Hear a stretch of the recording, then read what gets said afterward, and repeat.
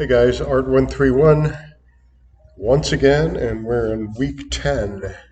So we are coming to the close of this semester, this term, and the last week will be a finals week. But this week is number 19, which is Introduction to Color. Now, so you can paint, you can use whatever is color, pastels, marker pens may work. I didn't say they couldn't, but really painting or pastels would be the preferred because you can get better results than colored pencils or markers sometimes. Although colored pencils can do quite a lot, but markers are going to be a little harder to work with because it's really hard to get shades and darker shades of the same color, tints and shades of, let's say, blue being darker and lighter with marker pens. So, probably steer away from that. I've seen some students do a really good job with crayons, even if that's all you have. If you have paint, watercolor or acrylic, then give that a try. Ask questions if you need to. I'll provide a video on mixing paint and some aspects of both watercolor and acrylic. But if all you have is pastels, then that's kind of even rarer than paint, I think, sometimes for those who aren't doing this all the time would be kind of rare that you would have pastels. But if you do, then by all means use them. And then it's up to you what your subject matter is. Okay. So acrylic paint, some of these are really intricate and really nice, and I understand maybe some of you are more beginner style, but then just give it a try. You can go on Bing here and see all kinds of acrylic painting, all kinds of color, abstract, realism, impressionism. That'd be more like an impression, and that's more abstract expressionism with the colors and how it's kind of exaggerated subject matter. And then that's more of an impression, but bordering on realism. This is more realism, very abstract. If you want to go into surrealism, you can do that too. It should be like fantasy and dreamscape sort of thing. But, you can get a lot done here. Look at all these. Lots of ideas. Pick an idea and try to do it your way. Pick an idea from this and get inspired by it and do it your own way. What I do want to see is shading with tints and shades of color. So let's take this one as an example. You have lighter and darker areas that are making the shaded areas with the paint. Now this is very abstract, using blotches of color here and there that go in and out of the darker areas that are shaded and the lighter areas that are catching the light. And you can see how this works.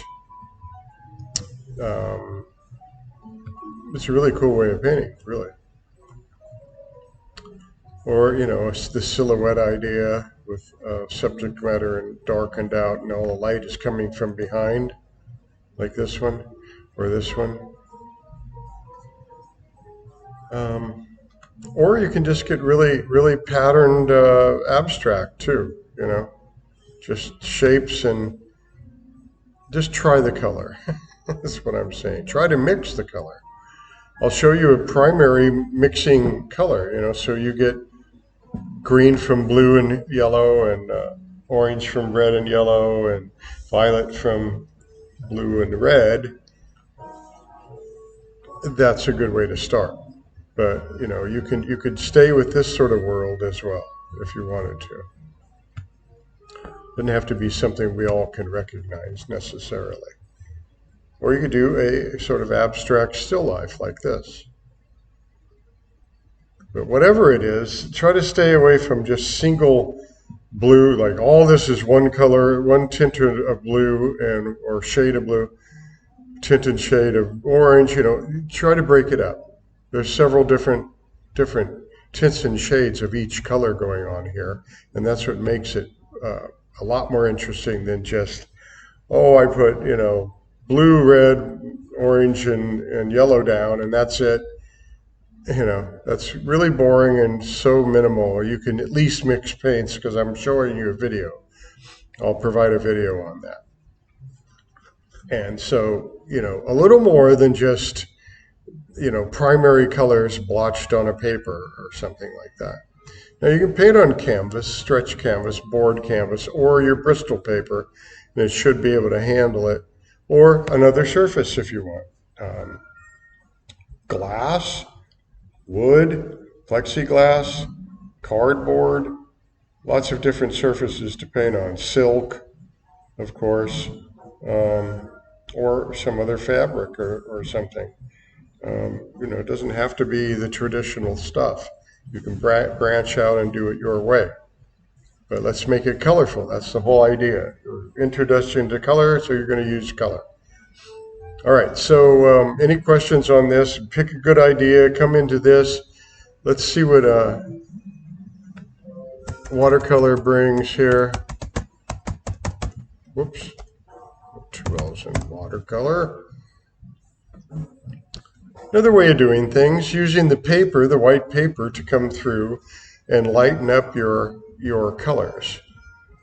That's one of the main things about watercolors. You're letting the white of the paper make like the sky in particular of this, where you put a very watered down version of whatever color, and so it didn't cover up all the white paper. And the white paper is working with that color to make lighter areas or back and forth areas, depending on how much watercolor you use. That's the beauty of it. So you can mix it up and use less and more, less and more, less and more as you put down your watercolor.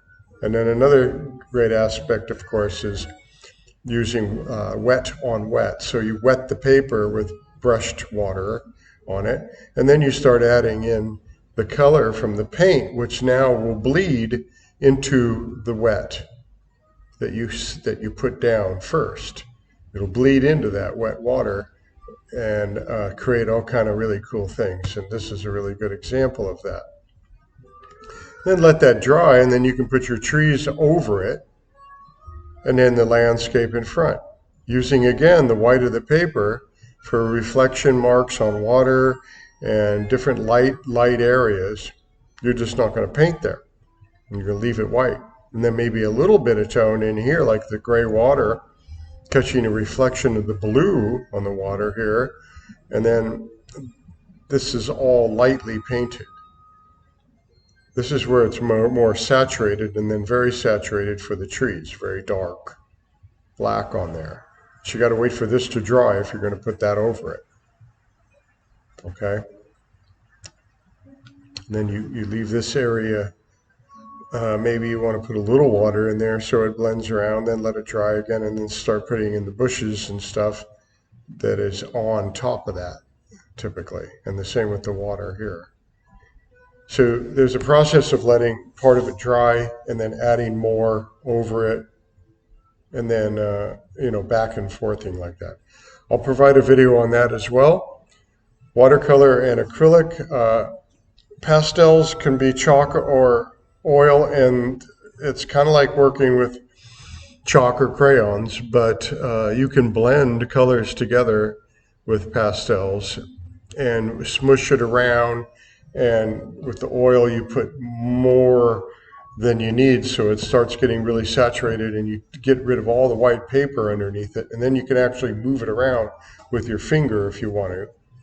The thing about chalk pastels is once you put it down and smush it around and make your painting, you can actually add water with a brush and it'll act like watercolor slightly, because all the chalky dust on there gets in the water, and you can actually get some paint strokes in there too.